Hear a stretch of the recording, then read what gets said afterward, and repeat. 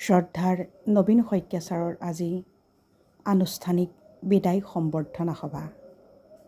1990 চনতে উত্তৰ লখিমপুৰ চৰকাৰী উচ্চতৰ মাধ্যমিক বিদ্যালয়ত শিক্ষক ৰূপে যোগদান কৰা নবীন শইকীয়া ছাৰ কৰ্মক্ষেত্ৰত বিভিন্ন ঠাইৰ বিভিন্ন অভিজ্ঞতাৰে সমৃদ্ধ।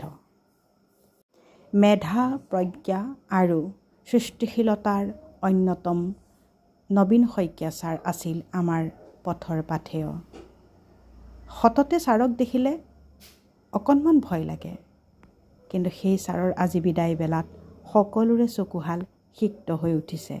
কাৰণ আমাক হক কথাত মাত মাতিবলৈ শিকোৱা ছাৰজন হৈছে নবীন শইকীয়া ছাৰ। ছাৰ, অজানিতে যদি আপোনাৰ ওচৰত কিবা ভুল ভ্ৰান্তি কৰিছিলোঁ, আজি মাফ কৰিব বুলি অনুৰোধ